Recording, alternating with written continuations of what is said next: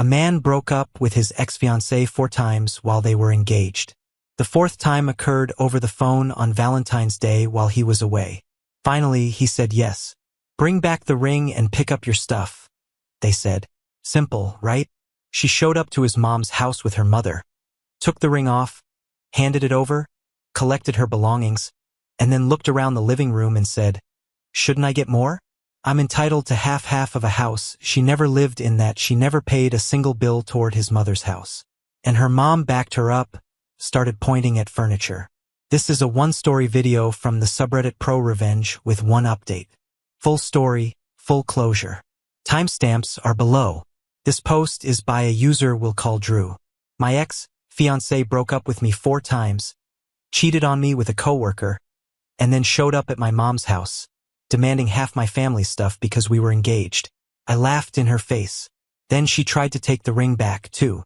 My ex-fiancée cheated on me, broke up with me 4 times during an 18-month engagement, and then when I finally agreed to end it, she showed up at my mother's house with her mom and demanded half of everything like we'd gone through a divorce.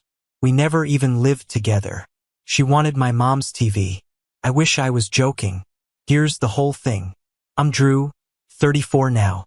This happened about 12 years ago when I was 22, but it's relevant right now because of something that happened last month that brought all of it back. I'll get to that. Back then, I was living outside of Minneapolis, still at my mom's house, working at an auto body shop, doing collision repair, fender work, paint matching, pulling dents, the usual. It wasn't glamorous, and it didn't pay great, but I liked the work. There's something about taking a car that got smashed up and making it look like nothing ever happened. You fix what's broken and move on. Clean, simple. Wish relationships worked the same way. I was young, naive, the kind of kid who thought love was something you found once and it just worked forever, like a light switch. Nobody told me that wasn't how it went. Or maybe they did and I wasn't listening. Probably the second one. My buddy Kyle was the opposite of me in every way when it came to women. He'd been through like 4 girlfriends in 2 years and treated each breakup like a Tuesday. On to the next one was literally his philosophy. I thought he was cold. Turns out he was just realistic. I was the romantic. I was the idiot who thought finding the one at 20 was normal and not statistically unlikely. Kyle tried to warn me about a lot of what happened next. I didn't listen to any of it. Ally met her when I was 20. She was 19.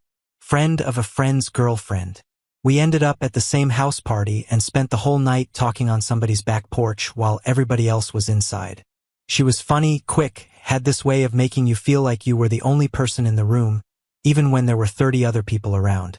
We talked until like 2 a.m., and I drove home that night thinking about her the entire way. First girl I ever said, "I love you to." First real relationship I'd ever had that felt like it was actually going somewhere. First time I ever thought, this is the person I'm going to be with. Just knew it. Felt it in my chest. 20-year-olds are very confident about things they have no experience with. That's both our best and worst quality. We dated for about 2 years and things were genuinely good. Or at least I thought they were. She was living with her mom, Paula. I was living with mine. Both of us working, both saving. The plan was to eventually get our own place, combine our savings, split the rent, build something together. Normal young couple stuff. We'd drive around on weekends looking at apartment listings and talking about what kind of couch we'd get. Stupid happy stuff that felt like the most important thing in the world at the time. My mom liked Ally. She liked her. That mattered to me because my mom's a good judge of character about most things. She just couldn't see what was coming any better than I could. Or maybe she could and didn't want to ruin it for me. Moms do that sometimes. Then Ally got a second job. She started working evenings at a convenience store, one of those gas station places that's open till midnight. Said she wanted to save faster so she could buy a car and we could start looking at apartments. Made sense. I respected the hustle. I was barely scraping by at the body shop. Collision repair pays okay once you've got experience. But at 22, I was still near the bottom of the ladder. I wasn't in a position to speed things up on my end. So her picking up extra shifts felt like progress. Like we were both working toward the same thing. After a few months at this job, something shifted. Not overnight, more like a slow leak. She was on her phone more, laughed less when we were together. Started canceling plans with these half-excuses that didn't quite land. I'm tired. I picked up an extra shift. Jen wants to hang out. Nothing you could point to on its own, but together it added up to a feeling I couldn't shake. One time she told me she had to cover someone's shift, and then I saw her car parked at an apartment complex on the other side of town, nowhere near the store. I drove past it on the way to Kyle's place and just saw it sitting there. Her little blue Honda that she'd saved up for and was so proud of at an apartment I didn't recognize. On a night she told me she was at work. I didn't say anything. Told myself I was being paranoid. Told myself there was probably an explanation. Maybe she was visiting somebody. Maybe Jen lived there. Maybe I was losing my mind. You tell yourself a lot of things when the truth is worse than the uncertainty. Then she started giving one of her coworkers rides home after their shifts. A guy named Dylan. She mentioned him once. Real casual, the way you'd mention the weather. Dylan lives on my way, so I give him a ride. It's no big deal. Fine, whatever. People give coworkers rides. Didn't think twice about it. Kyle raised an eyebrow when I told him, but Kyle raised an eyebrow about everything. Finding out. I found out from 2 different sources in the same week, which pretty much eliminated any chance it was a rumor. First was one of her coworkers, a girl named Jen, who worked the same shift at the store. Jen pulled me aside at a party and said she thought I should know that Ally and Dylan had been hanging out after work. Not just the ride home, hanging out at his apartment late multiple times a week. She said she'd watched it happen for weeks and felt guilty about not saying something sooner. I thanked her. Didn't show any reaction. Went home and sat in my truck in the driveway for probably 20 minutes staring at the steering wheel. Part of me already knew, had known for a while, the car at the apartment complex, the canceled plans, the way her phone was suddenly always face down. You notice these things even when you're trying not to. I sat on it for a couple days. Didn't confront Ally. Didn't tell Kyle. Just carried it around like a rock in my chest. Then Ally's best friend, Kim, called me. Kim had been closer with Ally than anyone. They'd known each other since elementary school. She sounded uncomfortable on the phone. Said she'd been going back and forth for weeks about whether to tell me, but she couldn't watch it anymore. Ally had been seeing Dylan for at least 2 months. Not just hanging out. Seeing him. Sleeping with him at his apartment after work. Multiple nights a week. Kim had confronted Ally about it, and Ally told her to mind her business and that what happened with Dylan was separate from what she had with me. Separate. Like she could just keep them in different boxes and nobody would notice. 2 sources, same story, same timeline, same guy, same apartment. There was no denying it anymore. I confronted Ally that night. She cried, denied everything. Said Jen was jealous because she also liked Dylan. Said Kim was being dramatic.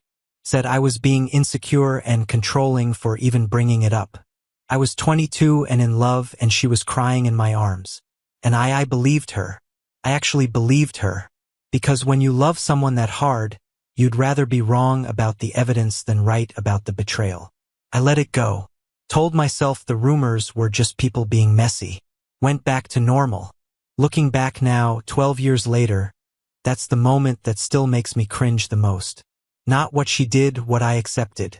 I had the truth sitting right in front of me and I chose the comfortable lie. That's on me. The trip. About a month after I decided to believe Ally's denials, because that's what I did, I made a decision to believe her. Even though every piece of evidence said otherwise, my buddy Kyle brought up a trip. 4 of us from the shop were going to drive down to South Padre for a long weekend. Kyle, me, and 2 other guys, Jake and Pete. I'd never been to Texas, never been on a real trip at all. Honestly, the farthest I'd been from Minneapolis was a family camping trip to Wisconsin when I was 12. I had a little money saved from overtime at the body shop, and I figured a few days away from everything might clear my head. Give me some distance from the situation with Ally. She wasn't thrilled about the trip, didn't fight it openly, but made sure I knew she wasn't happy through the usual methods. Short texts, long silences, 1-word answers. I went anyway. I'm not going to sugarcoat this part because it matters for understanding the rest of the story. While I was in Texas, I messed up. Second night, bar on the beach, met a girl, made a terrible decision. I regretted it immediately, like within the hour. This crushing guilt that sat on my chest like a cinder block for the rest of the trip. Couldn't sleep right, couldn't eat. Every time my phone buzzed and Allie's name popped up, I felt physically sick. Kyle asked if I was okay and I told him I ate something bad. Couldn't bring myself to say the truth out loud. Was it revenge for what she'd been doing with Dylan? Probably. Subconsciously, some part of my brain went, she's been doing it for months, so what does it matter? And that part won for one night. But that's not an excuse, and I'm not pretending it is. I did a bad thing. Carry it. I'm not the victim of that particular moment. I'm the cause. When I got back to Minneapolis, I was such a mess of guilt and confusion that I did the dumbest thing I've ever done in my life. And that includes the time I tried to fix a dent with a plunger at the shop. I went straight to a jewelry store and bought an engagement ring. A ring. That was my solution. Not therapy, not an honest conversation. Not breaking up with a girl who was already cheating on me. An $1,800 diamond ring purchased with overtime money by a 22-year-old brain that somehow concluded the appropriate response to infidelity on both sides was a lifetime commitment. Kyle found out about the ring and called me. You're joking. I wasn't joking. Drew, bro, you're proposing to a girl you know is cheating on you because you also cheated on her and feel bad about it. Do you hear yourself? I heard myself. I just didn't listen. I proposed. She said yes. She cried. I cried. We held each other and I convinced myself that everything was going to be fine and we'd start fresh and the past was the past. The delusion was Olympic level. I should have gotten a medal. The 4 breakups. We were engaged for about 18 months. During that time, she broke up with me 4 times. 4 separate times over the dumbest things you could possibly imagine. Each one following the exact same pattern. She'd get upset about something small, escalate it into a crisis, say, "We need to talk," dump me, and then come back a few days later acting like nothing happened. Breakup number 1. She came over to my mom's house with a bag of laundry because her mom's dryer was busted. I tossed it in with mine. Normal boyfriend stuff. When the cycle finished, she opened the dryer and pulled out her clothes. They were slightly damp, not soaking wet, not ruined. Damp like maybe needed another 10 minutes on low heat. She stuffed everything in her bag, grabbed her keys, walked out without a word, and dumped me by text when she got home. I don't think this is working. Over damp clothes. I sat on my bed staring at that text for probably an hour. I was crushed. First time anyone had broken my heart and I didn't know what to do with it. Couldn't eat, couldn't sleep. Called Kyle and he came over and sat with me and said, "Dude, she dumped you over laundry. This is not the one." I didn't listen. She called 2 days later, acting completely normal like nothing happened. I let her back in because of course I did, because I was 22 and I thought love meant never letting go, even when someone keeps throwing you on the ground. Breakup 2 was about 3 weeks later. Something about me not responding to a text fast enough while I was at work. She sent me something at 2 p.m. I was under a car doing frame straightening. My phone was in my locker. Didn't see it until 5. She'd already sent 4 follow-ups by then, escalating from hey to I guess I know where I stand. By the time I called her, she was done, dumped again, back together in 2 days. Breakup 3 was because I made plans with Kyle on a Saturday night she apparently wanted to go to dinner but hadn't told me about. She had the dinner planned in her head. I had no idea it existed, and somehow I was the one who didn't prioritize her. Kyle made fun of me for taking her back that time. "You know you're a clown, right?"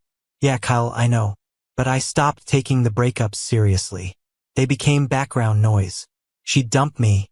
I'd wait a couple days. She'd come back. It was exhausting, but I'd normalized it because that's what you do when you're in too deep. You adjust to dysfunction until it feels like routine. Breakup 4. The real one. The one that finally stuck. I was out of town for a work training thing. 3 days in a hotel outside of Chicago, learning about new paint systems for the shop. Valentine's Day fell right in the middle of it. I called her from the hotel that evening to ask how she wanted to celebrate when I got back. Maybe dinner, maybe a movie, something simple. "We need to talk."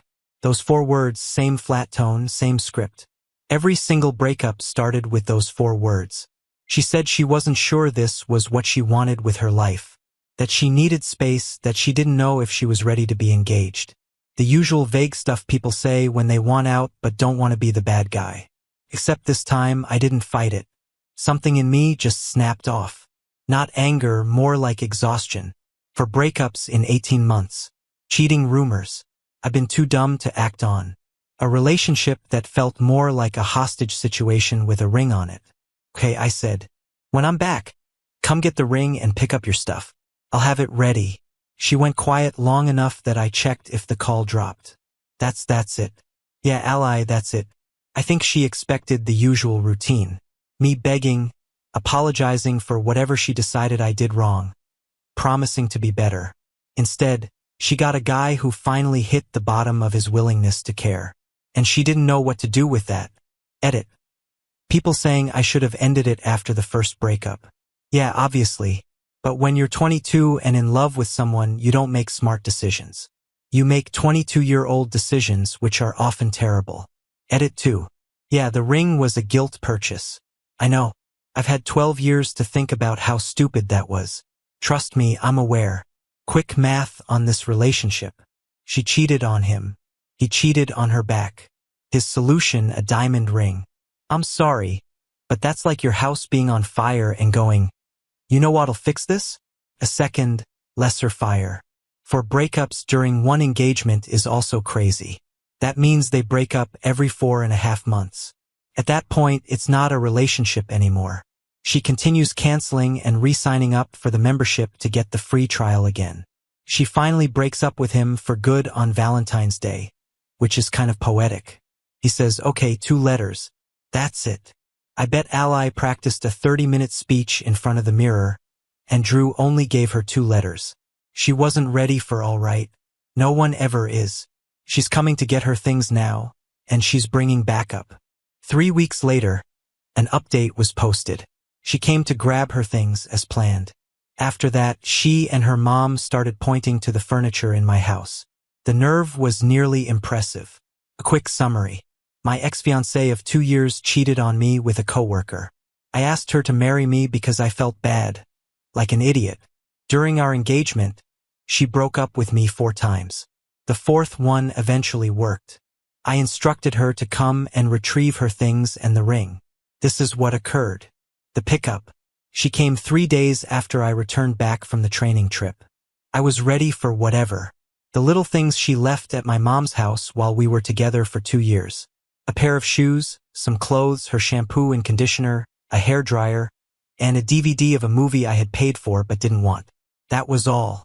We were together for 2 years, but we never lived in the same place.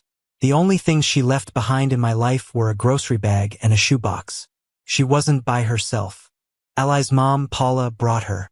I had met Paula several times before. She was the kind of mom who thought of her daughter as a best friend instead of a kid. Paula agreed with anything Ally demanded. Paula agreed with what Ally said. They were a group in the worst sense possible. Like a group of lawyers when one person makes the case and the other person nods along. When they came in, I kept things simple and gave Ally the grocery bag and the shoebox.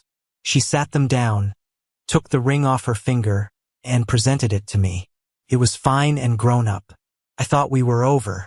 Then she slowly gazed about my mom's living room, as if she were judging it, and said something that I will never forget.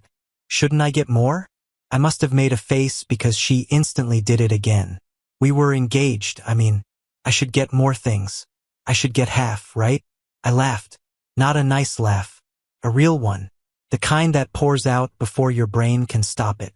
I was in my mom's living room with a ring I had bought for a woman who had broken up with me 4 times. And she said she should get half. Half of what? We never lived together, shared a lease, or split a bill.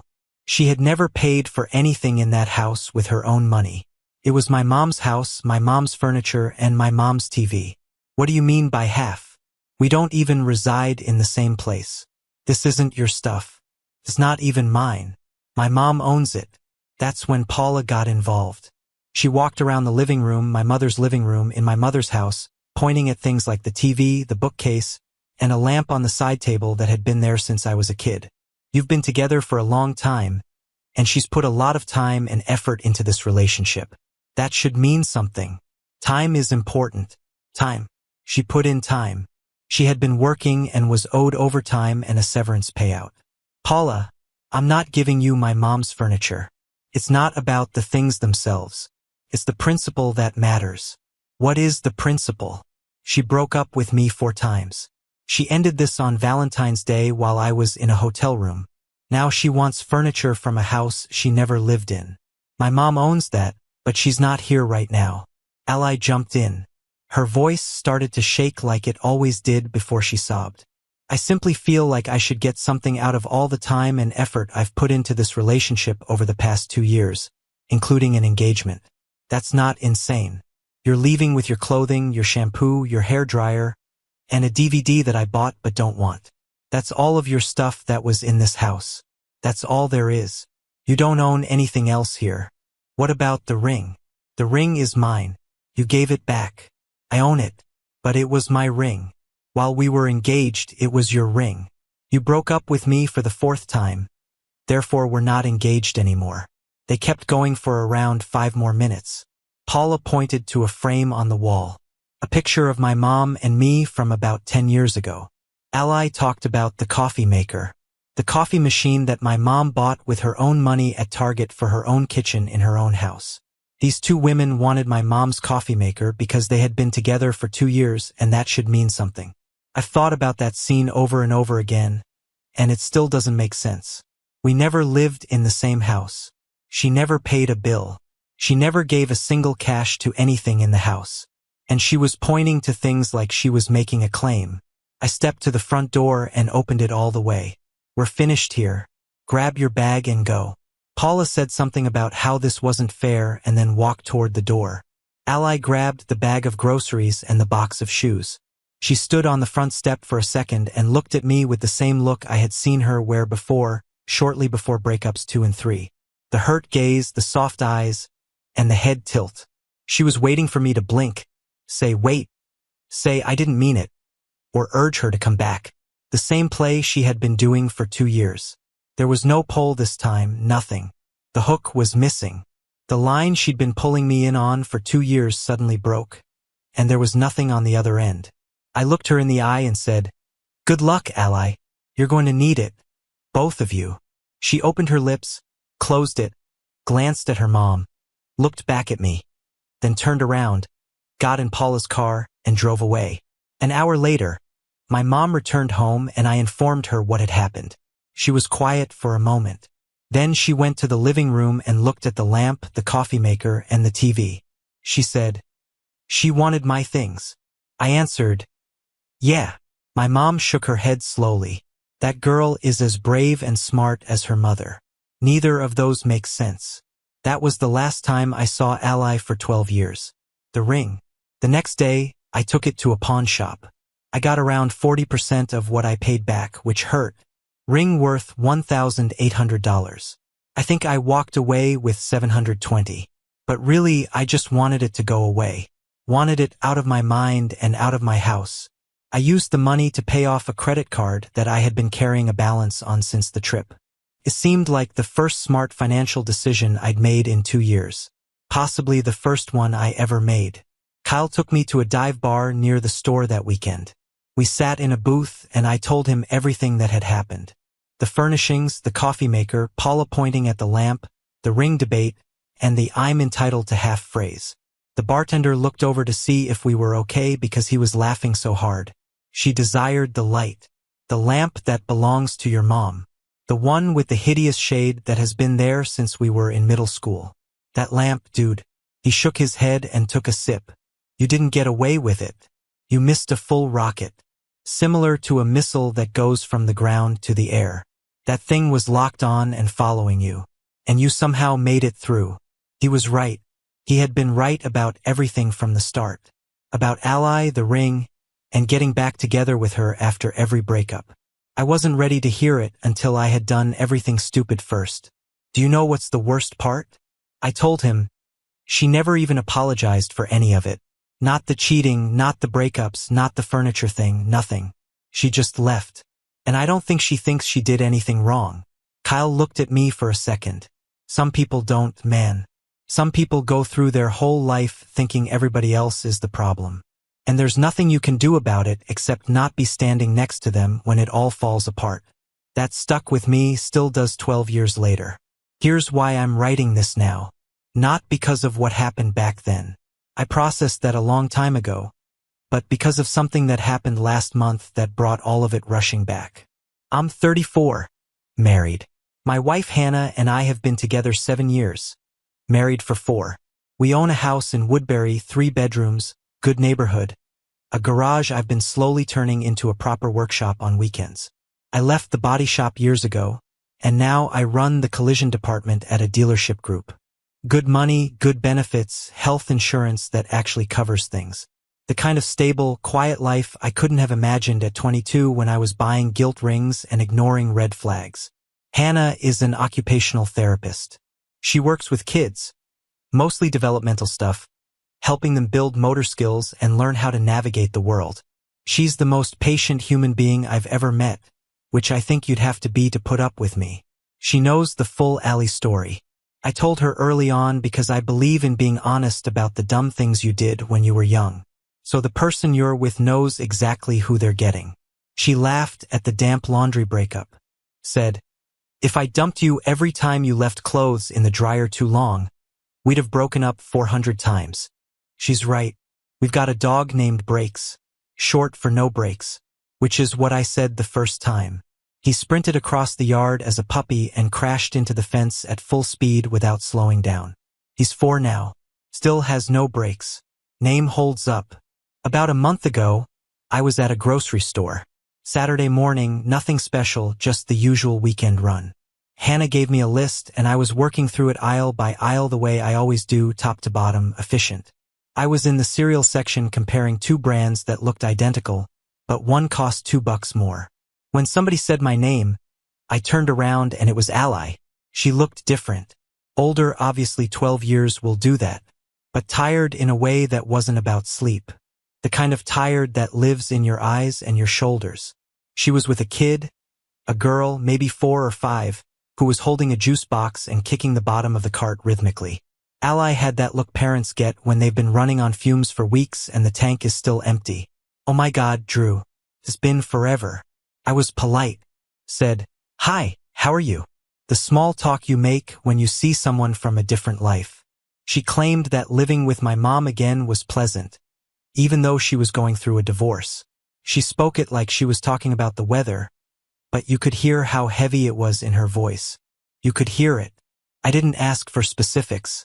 I didn't need them, didn't want them. She then looked at my wedding ring on my hand. Her eyes rested on it for a second longer than they usually do. Did you get married? Yes, 7 years. Drew, that's very awesome. She didn't sound like she thought it was amazing. She sounded like someone who couldn't afford to eat at a restaurant. Do you ever think about us? I will be honest. At that moment, I was in a grocery store cereal aisle carrying a box of something. I felt something, not for her but for the child I used to be. The 22-year-old who bought a guilt ring and chased a girl who broke up with him 4 times. I was sad for that version of myself and thankful that he grew up. I said, no, I don't. She nodded. Didn't push it. Told me it was nice to see me. I said the same thing back because that's what you say. She took her cart and her baby and left. I stayed in the cereal aisle for about 30 seconds, just thinking about what had happened. 12 years turned into 1 aisle. All the love, betrayal, remorse, and furniture fights I had back then came back to me like a highlight reel and then just faded away like a TV shutting off. The screen went black, so I moved on. I grabbed the cereal and headed home. While we were unloading the groceries, I told Hannah about it. She didn't say anything the whole time. She put down a bag of apples, glanced at me with that half smile she gets when she's ready to say something great, and asked, did she try to take the cereal?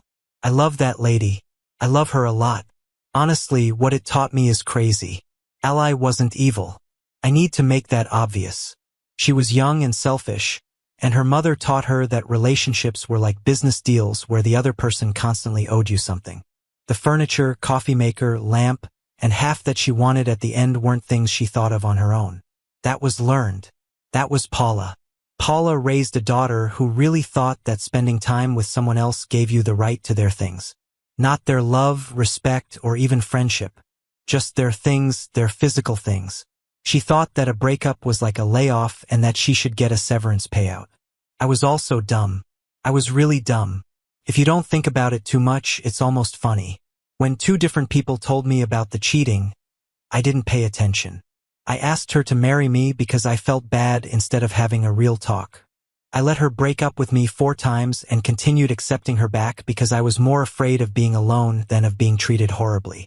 I was so scared of losing something that wasn't even beneficial for me that I held on until my hands were sore. It's not all her fault. A lot of stuff is mine. I let it all happen because I didn't have enough self-respect to leave the first, second, or third time. Every time she came back and I opened the door, I told her that it was okay to act that way, and she believed me. Why wouldn't she? But as she stood in my mom's living room and stated, "I'm entitled to half," I comprehended something that has been with me every day since. Not everyone loves you. They love what you offer. The things, the comfort, the stability. And as soon as you stop giving it to them or they decide they don't need it anymore, they'll try to take all they can carry with them when they go. I don't dislike Ally.